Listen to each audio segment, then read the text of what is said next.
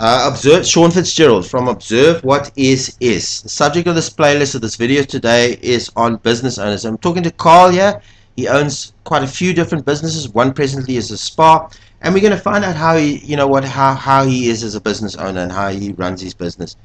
An introduction from you, Carl. Your full name, your age, are you married, and a little bit about you and your hobbies. Yes, my name is Carl van Wyk. I'm 48 years old. I'm married with two little girls, a 5-year-old and an 8-year-old. I spend a lot of my time at work, enjoying my work, enjoy what I do. But I also like to spend time with my family, as well as a number of little sporting hobbies that I have, which would include off-road motorbike riding, mountain biking, going to gym, anything that can help me to get a balance within my life in terms of fitness, well-being, as well as career orientation. The sports off-boat. This is KU. Have you broken any bones on that? You probably. I've taken 1 or 2 falls. I haven't had any major falls. I did 2 or 3 years ago in a motorbike race. Come off. Kind of hurt my neck a little bit. I think the injury still niggles me today, but nothing too dangerous or too serious. I'm curious about this, Carl. In the off-road, was it a passion from you when you were young? Is it, or were you involved professionally in that type of sport? No. No, as a kid at school, we used to do a lot of horse riding, competitive horse riding, show jumping, eventing, that kind of thing. And I think, I just enjoy a little bit of adrenaline pump from time to time, and I think I get that from the motorbiking as well. So something that keeps me young, so to speak. Thank you, Carl. The nature of your present business or businesses. Why don't you just give us an idea of what you do? Currently, I'm involved with a number of spa stores, 3 to be exact. I have a spa in Sunningdale Centre, one in Glen Ashley, and then one in Brownsdrift Road here in Riverside. It's a spa shops, retail stores, as well as Tops liquor stores, one of the spa brands. I also have an involvement with a sales and merchandising company, which I started with a partner 23 years ago. I still have a degree of involvement with that today. And then also involved with an Italian restaurant called Cafe Italia here in Riverside as well. And I'm in the process of starting a lighting company called iMoon, which is specialized lighting for retail stores, clothing, food, any type of retail store, so to speak. Imported lights from Italy, very good quality lights, LED lighting, which is obviously goes a long way to energy saving as well. So those are the things that I'm currently keep myself occupied with. Carl, you're quite a fascinating guy. You got your hands in a lot of different businesses. You own quite a few. How did it ever come apart? Did you ever work for somebody else before? Yes, I did. When I finished studying, I went to the Spa Group, to Spa Hotel, and I worked there as a marketing trainee for a while. And then got into the buying department. But I was there for about a year, and an opportunity presented itself for me to join someone else who was there and leaving to start a sales and merchandising agency. I was only 23 at the time. I thought it was a great time to go out and explore, being involved in your own business. I think by nature I'm an entrepreneurial type of person. So given the opportunity at such a young age, I grabbed it. Didn't have a hell of a lot to lose at that time. So I grabbed it with both hands, and yes, off I went doing that. And being in business there, it was obviously something that I enjoyed. I like being involved in my own businesses with the challenges that it presents, and that, and obviously the scope and potential in these businesses. You get to optimize that, and I find that very exciting. So that's really how I got started in my own businesses, and then that led into the spa stores, and from there into the other things that I'm involved with now. So I think it's something, you're either entrepreneurial by nature or you're not. If you are, you have to go and explore those avenues. If you're more geared for a corporate environment, and that's more inherent in your nature, then that's also a great option to go for. But it depends on your personal characteristic. Is it okay? I just wanted to. You would obviously never work for somebody again. You love being a business owner.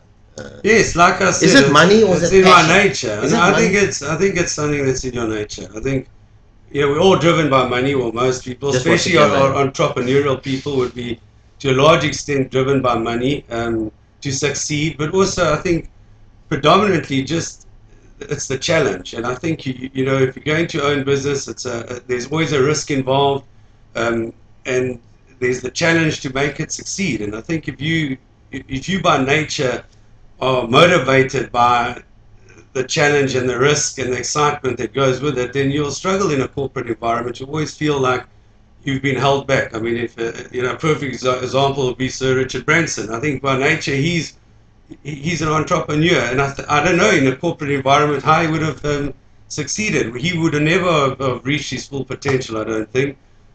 So that would have been a sad thing in that case. It's all about what your genetic makeup is about, and your personality traits, and what really gets you out of bed in the morning. I think that's what it is. Thank you, Carl. Were there some challenges to start off to grow from the beginning for you? I know you gave a little bit of the hint there that you worked for a spa, but were there some challenges in terms of capital, or was it just easy going? No, there are always challenges because it's always the unknown. Nothing's guaranteed. So, you go out, you've got this great business idea, and it seems great to you, but there's no guarantee that it's going to work. And starting out in business, there's always a challenge. There's, the business takes off, you start to grow. With the growth comes cash flow challenges. There's other challenges, the things, you're not born and you don't know everything. You may have gone and studied in that, and in theory you know a lot, but in practice, you may not know that much. So you're always learning, and when you're in your own business, there's not always a hell of a lot of room for error. So your learning curve is steep. You've got to learn to adapt very quickly to situations. You've got to be able to improvise. You've got to come up with initiatives to keep the business going. So it is a challenge because it's not, it's not a going concern. It's not anything that's a given. It's all an uncertainty. And really, you've got to throw everything you've got at it, and you've got to make it happen. Because at the end of the day, if it doesn't happen, 9 out of 10, you've got a hell of a lot to lose when you come to look at it. Thank you, Carl. In owning your own business, is this meaning now the benefits to you? Is this meaning does it mean choice for you? Does it mean freedom? Does it mean what does it mean to you to own your own business? Well, I think it is to a large degree as well. I think it is freedom. Freedom to make your own decisions, freedom to go about your daily work as you would like to. It's freedom to explore avenues, to express yourself, to really it is at the end of the day, you the business, you driving it. Your people around you will be whatever you are or would like them to be, but you've got to motivate them. They've got to share your vision, your passion, your motivation. Because you're only as good as the people around you. No one person can make any business a success. Thank you, Carl. What are the present challenges? Do you have any challenges at the moment in your businesses? There are always challenges in business. Can you highlight some of them? Every day you wake up, there'll be a new challenge. I must say, I'm yet to wake up one day and my day actually runs the way I planned it to run. There's always something that'll come up that'll derail your plans for the day. But that's what it's all about. You've got to then adapt. You've got to deal with these issues. I think that our biggest challenges here in South Africa are predominantly labor related. I mean, there are a lot of issues there, but I've also found that if you work with your people, you're very close to your people, you can avoid the issues that may hinder your business growth and that. So it's about being close to your people and dealing with that. However, of late, the government seems to, with all their new legislations and laws that come out, have made it very difficult to operate a business in this country. I mean, they've asked for new protocols, new procedures, new licenses, and all these things come at a cost. And I think adapting to that is a huge challenge. Why do you think they're doing that? Is there a reason that you think that they are doing this? I must tell you, in most cases, I can't find the reasons. So, we are a third world country striving to be a first world country, but unfortunately we aren't a first world country. And some of the laws and policies that are being put into place are questionable, and they don't make any sense. There's no, I can't say that, yes, they put that in place because this is the result that they're looking for, or this is the incidences that they're trying to avoid. Or so it's very difficult to try and find, come to terms with what the thinking is behind most of these policies. And for us, a lot of the times I find it just an aggravation. Are these policies directed towards improving labor conditions in these new changes? No, not at all. No, it's not all about labor. It's just, it's about the way you operate, the way they're starting to get too involved with businesses in terms of how they operate. Regulation. It's all the regulation in it. What they can do, what they can't do. And a lot of it just doesn't make sense, and it just becomes a hindrance. Okay. And all you're doing is you're slowing down productivity. Businesses are not always free to explore the opportunities and exploit opportunities that are out there because they are governed by these different laws and new protocols and that are coming out, and they don't always make business sense. Thank you, Carl. I want to ask you two questions in one. Would you recommend the spa business, well, I won't say the spa business, or the retail business, and what are the future prospects of your businesses or that you have now? Are the prospects good? Yes, there are. I must say, the retail industry in the FMCG market, consumer goods, and that it is a very dynamic industry to be in. There's a lot of changes, a lot happening all the time. But I think we suffer the same challenges that most businesses do. I mean, nowadays, a lot of it is about profitability, and margins are under pressure, and there's operating expenses are going through the roof. Businesses aren't in line with the increase in operating costs, and I think those are the big challenges that we are faced with nowadays. But I don't think they're unique to our industry. I think most businesses will experience the same challenges. Is the economy in a good place, or is it decreasing, or is it improving? Is the economy? Do people have money today to be able to eat and buy food, or is it getting less and less? I mean, is it better, or is it growing? That's a difficult one because I'm the eternal optimist, and I look around in my businesses, I'm still showing significant growth. I'm quite happy with the growth within my businesses. I don't think, there's so much going on around, in South Africa. If you just have a look around, you struggle to wonder why our economy seems to be floundering or getting stagnant. You wonder why our rand is what it is. Whereas when you go out there and you look around, especially up in Johannesburg and that, you see how much development's still going on, and there's so much happening in this country.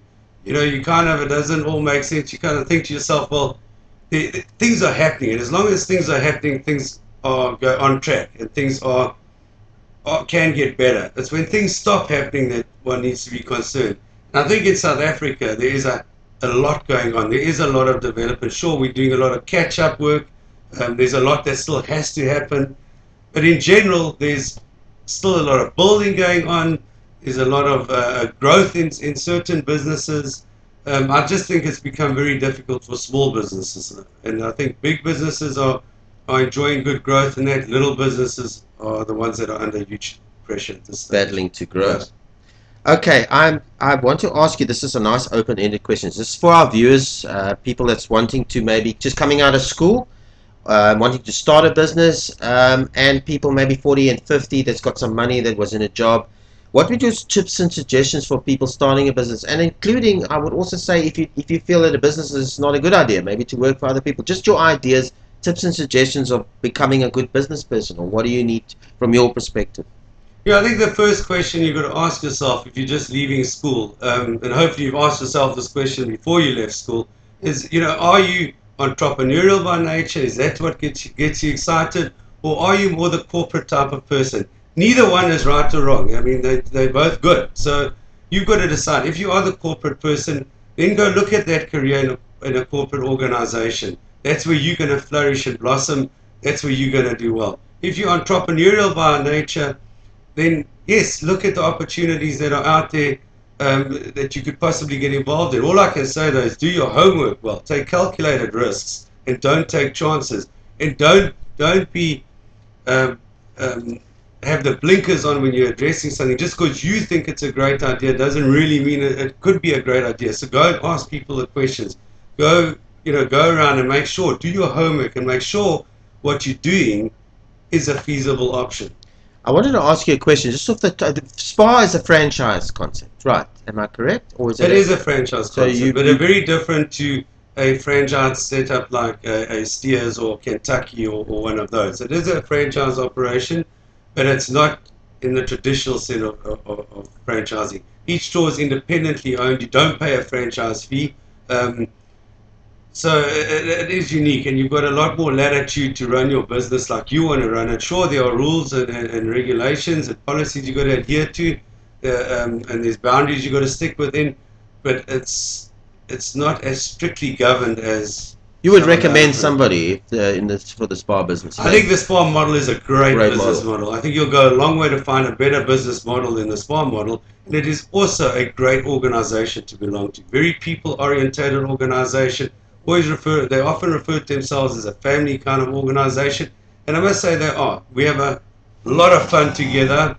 It is a great organization to be a part of. I want to ask you another question, a ballpark figure. I'm not just saying for the spa. I don't want you to give me figures to throw out that, but what would it take to, say, a retail store like the spa? What does a person, in terms of capital, just off your head, what would it take for them to buy one of these things? Sure, I don't want to just, I mean, there are numbers out there, and you can contact Spa, and they'll give you the or even just an ordinary retail store like number that you could work with. But it all depends. If you're buying an existing business, a kind of rule of thumb is you take its turnover and times about 2.5. That's a good point. Three, depending on the site and how new the business is, how old the equipment is. That'll give you kind of an idea what you should be paying for the business. Sorry, I didn't hear you. You take its turnover and you times it by about 3.5, yes. And that will determine what you should pay for it. It's a ballpark figure. But that's what I mean. Based on and there are a lot of other elements that will affect that, but that's a starting point. It's a wonderful tip, that. Yeah, so it's a wonderful tip. So you hear that, guys? From Observe What Is Sean here. I'm just sorry, I'm interrupting you. Carl gave a wonderful tip. If you're buying a business, take its turnover and by that's 2.5 by 2.5 by 3 times was really ballpark where you should be paying for it. But what you should be paying for that business. Yeah, that's a yardstick you can work with. Wow, that's brilliant. Thank you, Carl. Okay, I'm going to ask you, we are running short on time. We are at the press, but I'm going to talk to you on this. Is there anything else you would add to what I've discussed that I missed out for the viewers? No, I just think, like I said, if you're an entrepreneurial kind of person, don't be scared. Go out there. Just do your homework. Make sure you've covered all the bases and that you've made yourself really well informed before making those decisions. Always take into consideration cash flow. A lot of businesses have gone out of business, not because they're bad businesses, but they haven't geared the business properly and cash flow has got to them. Yes, and also, by the same token, know when to get out of it. I think a lot of businesses fail not because they're bad businesses, and they were once good business and became bad businesses. I think a lot of the time businesses fail because the leaders, the person who started it, they lose the energy, the motivation, the drive, they get stale with it, and then that trickles through your people, and then that's when the business starts to fail. So I think if you also need to have good contingency plans, you need to know when to hand over the reins so that the business remains energetic and motivated to reaching its objectives. Thank you, Carl. That was brilliant. Thank you very much. We're going to do a little expose on Carl, just basically, Carl, what makes, and I'm not going to say what makes your spas different from other spas, because that's just a silly, I don't think I should ask that. I think I should ask what makes Carl different from all his other competitors. What makes him different? What makes you the person you are that's different from those guys? Well, I think firstly, different is the word. What is your point of difference? You've got to have a point of difference in every business. It makes you unique. And I think you've got to identify that point of difference. What would make Carl unique? What would make me unique? I think, making sure you've got the right people around you, but I'm sure everyone strives to do that. But yeah, look at your business. Our spa stores are very community driven. We're in the heart of our community. So if that's what we you know, that's our high ground. Make sure you're doing that. Make sure you are in the hearts of your community. Make sure you're involved with your community. You know, and it's a give and take. So, you know, they're supporting you, you give something back. And I think that's what's important. And as I mentioned, your staff, make sure everybody's on board. They all share the same vision, the same purpose, working towards the same objectives. And if everybody's doing that, then you should have a successful business at the end. I'm gonna ask Carl Carl, is it okay if you leave some contact details, maybe your office number? Would that be all right, or is it something you want to Yeah, I keep? think, you know, I'm involved with the Eastman Super Spa, the Ridge Quick Spa in Sunningdale. Eastman's is in Glen Ashley, That's Riverside. in Durban, guys. Yes. Yeah, Riverside Spa here in Brownsdrift Road in Riverside, Durban North. So yeah, you could get me at any one of these stores. The numbers are in the book, and it's one way you could get on. Thank you, Carl. I think there's nothing else to add. Carl is, as he said, he's given you the areas of the stores. You can get the numbers in the book, and that was great talking to Carl. Anything else you want to add, Carl? We're at the end. No, just good luck to anybody who's going out there starting a new business. Chin up and go for it. Thank you, Carl.